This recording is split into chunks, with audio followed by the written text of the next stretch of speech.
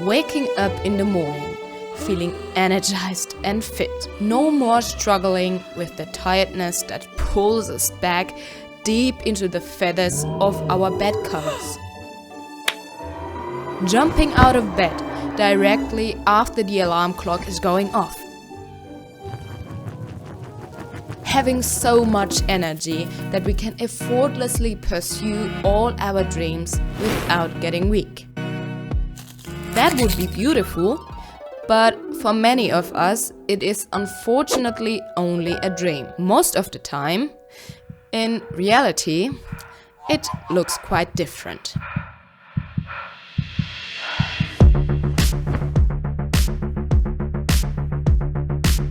But even if we make it through the morning reasonably well, it is not uncommon for us to feel tired and exhausted throughout the day.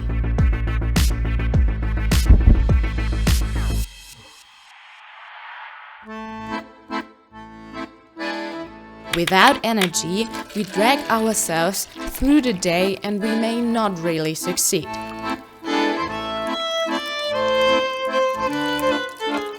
How nice would it be if there was a magic pill that would solve all these problems for us, with which we would never ever again feel tired or powerless and could squeeze the potential maximum out of our brain cells?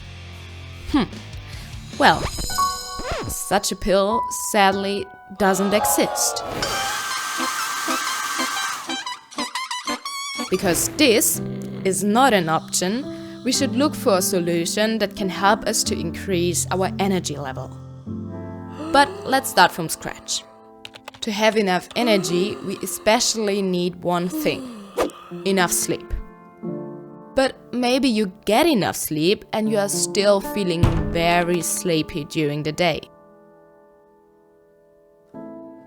So we have to clarify this a little bit. What is the difference between this and that sleep? Let's take a closer look. This candidate tosses and turns forever in the evening, wakes up several times during the night, and in the morning feels not refreshed, but rather more tired than the night before. This is the embodiment of unrestful sleep. By the way, bad sleep knows no age. It has young people as well as old people. With good sleep, you should associate completely opposite things: falling asleep quickly, few to no waking hours during the night, and a refreshed awakening. But why is that so important? Sleep is sleep, isn't it? During sleep, our body recovers from the day. Experiences are processed, hormones regulated, our immune system gets strengthened, stress is reduced, and new things and skills are anchored in the brain. This shouldn't feel like an option to us. But if there is no magic sleep miracle pill, what can we do for a better sleep? To get an answer to this question, we need to look at what the preferred action of all sleepyheads is. Drinking tea, for example? It's tea time. Hardly. Unless it is black tea. Energy drinks, Coca-Cola or coffee are probably the preferred energy boosters. Those drinks help us to feel more energy throughout the day, and the tiredness at least partly disappears. And if we still feel sluggish, well, then we drink another coffee and another one and another one. The more, the better. But what does the most favorite energy drug do to our sleep patterns? Let's have a closer look to the human brain. These are not dancing fireflies on LSD. Those are actually neurotransmitters that are released into the synaptic gap between two synapses in the brain. At these synapses, there are so-called receptors for certain neurotransmitters, including adenosine, a substance that inhibits the release of adrenaline and makes us more and more tired throughout the day. Sadly, caffeine resembles adenosine way too much. caffeine attaches itself to the adenosine receptors. This is why further adrenaline can be released. Due to the wake-up effect of adrenaline, caffeine consumption also makes us more energetic and more efficient. The only problem with caffeine is that it loves to set up a home at the adenosine receptors. It takes about 5 hours for half of the added caffeine to be broken down. So, if you drink another coffee at 4 p.m. and you want to go to sleep at 9 p.m., you will still have about the half of the caffeine stuck to your receptors at this time. This makes it much more difficult to fall asleep. That's why it's advisable to stop taking caffeine in after lunchtime. Shift change! For whom this is a difficult to imagine state of emergency, simply because the enjoyment of coffee is part of a good day, should try this. Get yourself coffee beans with caffeine for the morning and decaffeinated coffee for the pleasure of taste in the afternoon.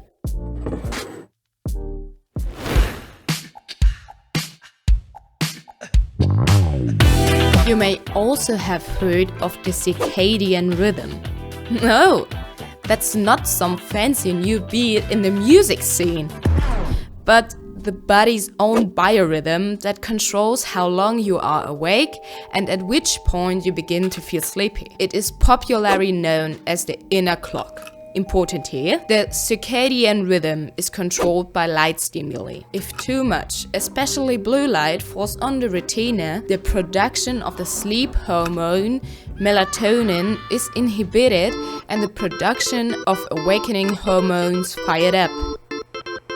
In order to do yourself a favor and sleep better, you should try to darken your bedroom, dim the lights in the evening, and either avoid screens altogether or have the blue light filtered out of your devices. To prepare yourself mentally for sleep, it can help to set an evening ritual. This can be just about anything: taking a long shower, listening to a special playlist, or reading a book. The only rule, it should feel good to you.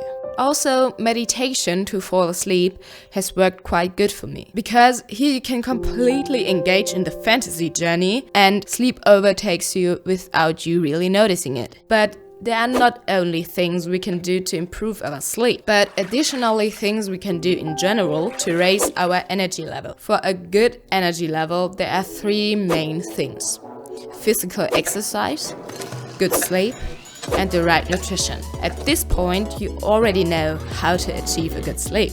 If we manage to eat a balanced and healthy diet, and especially eat few simple carbohydrates, we stay saturated longer and do not fall into an energy slump shortly after the last meal. Depending on the diet, it may also make sense to have different values checked by a doctor and to supplement missing nutrition accordingly.